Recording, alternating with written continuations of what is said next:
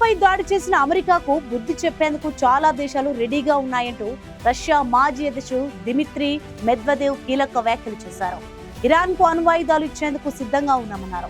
మధ్యప్రాచ్యంలో Trump మరో యుద్ధానికి కారణమయ్యారని ఆయన తన తీరు మార్చుకోవాలంటూ హెచ్చరించారు. మరోవైపు ఇరాన్ విదేశాంగ మంత్రి అరాగ్జీ కీలక వ్యాఖ్యలు చేశారు. పుతిన్తో చర్చించేందుకు తాను మాస్కోకు వెళ్తున్నానని, ఆయనతో చర్చించిన తర్వాత దీనిపై సరైన నిర్ణయం తీసుకుంటామన్నారు. దీంతో ఇప్పుడు ఈ యుద్ధంలో రష్యా కూడా ఎంటర్ అవుతోందా అనే అనుమానాలు వ్యక్తమవుతున్నాయి.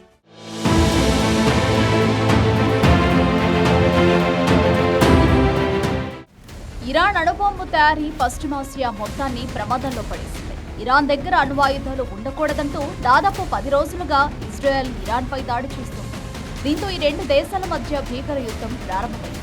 ఇరాన్లోని అణు స్థావరాలే టార్గెట్గా ఇజ్రాయెల్ దాడులు ప్రారంభించింది. న్యూక్లియర్ ప్రోగ్రాంలో కీలక సైంటిస్టులను హతమార్చింది. తాజాగా ఇప్పుడు ఈ యుద్ధంలోకి అమెరికా ఎంట్రీ ఇచ్చింది. తమతో అణు ఒప్పందం చేసుకోవాలని ట్రంప్ ఇరాన్కు ఎప్పటి నుంచో చెబుతున్నారు.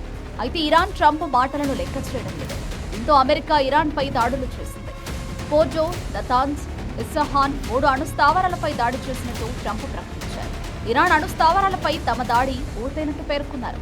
తమ విమానాలన్నీ ఇరాన్ గగనతల నుంచి సురక్షితంగా బయటకొచ్చాయని, ఫోర్డోపై పూర్తి స్థాయి బాంబులతో దాడి చేస్తామన్నారు. అమెరికన్ యోధులకు అభినందనలని, ఇలాంటి దాడి ప్రపంచంలో మరే సైన్యం చేయలేదని, ఇప్పుడు శాంతికి సమయం ఆసనమైందని ట్రంప్ పోస్టు చేశారు. ఈ క్రమంలోనే రష్యా మాజీ అధ్యక్షుడు, Russia security council deputy chairman Dmitry Medvedev సంచలన వ్యాఖ్యలు చేశారు. ఇరాన్కు అణ్వాయుధాలను ఇచ్చేందుకు చాలా దేశాలు రెడీ ఉన్నాయన్నారు. అయితే వాటి పేర్లను మాత్రం ఆయన బయట చెప్పలేదు.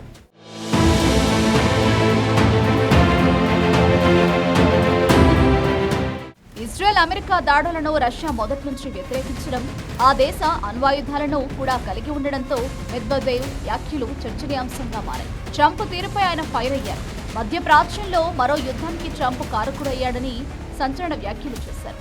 శాంతి దూతగా చెప్పుకుని అమెరికా ప్రెసిడెంట్గా ఎన్నికైన ట్రంప్ మరో యుద్ధానికి తెరలేపుతున్నారని ఆగ్రహం వ్యక్తం చేశారు. ఇజ్రాయెల్ అటాక్తో ఇరాన్లోని ప్రజలు భయభ్రాంతులకు గురవుతున్నారని, సామాన్య ప్రజలు బిక్కుబిక్కుమంటూ బ్రతకాల్సిన పరిస్థితి నెలకొందన్నారు. ఇలాంటి పరిస్థితుల్లో అమెరికా ఆ దేశంపై దాడులు చేయడం ఏమాత్రం సరికాదన్నారు. అమెరికా కొత్త వివాదానికి తెరలేపిందని మండిపడ్డారు.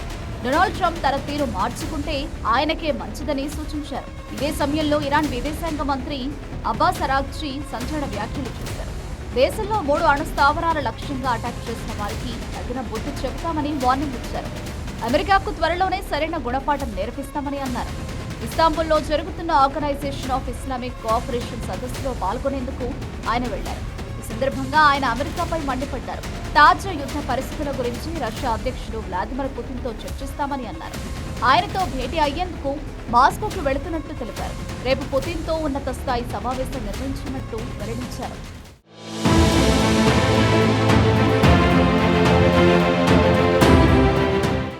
రష్యా తమకు మిత్ర దేశమని ఆయన తెలిపారు. రెండు దేశాలు పరస్పరం సహకరించుకుంటాయని వివరించారు.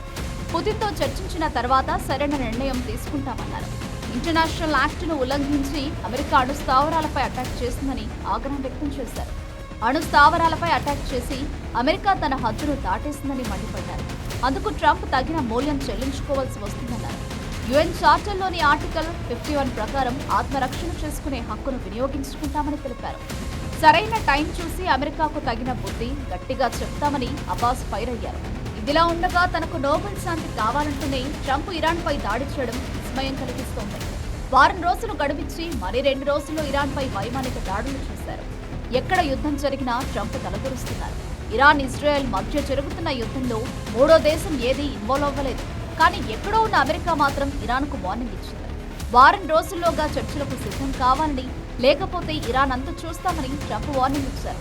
అయితే ఆయన అంతవరకు వేచి చూడలేదు. వారం రోజులు అని గడువు విధించి 2 రోజులు కూడా కాకముందే ట్రంప్ ఇరాన్పై ఆకస్మిక దాడులు చేశారు. అయితే ఓవైపు ఇరాన్తో యుద్ధానికి సిద్ధమవుతున్న ట్రంప్ తనకు నోబెల్ శాంతి బహుమతి రాదేమోనంటూ నిరాశను వ్యక్తం చేశారు. భారత్ పాక్ మధ్య యుద్ధం ఆపేశారంటూ గొప్పలు చెప్పుకున్న ట్రంప్ తనకు నోబెల్ శాంతి బహుమతి కావాలంటున్నారు.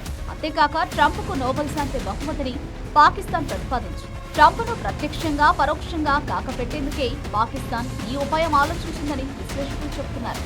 ఇతర దేశాల యుద్ధాల్లో తలదూరుస్తున్న ట్రంప్నకు నోబెల్ శాంతి బహుమతి ఎలా వస్తుందనేది ఆయనకే తెలియాలి.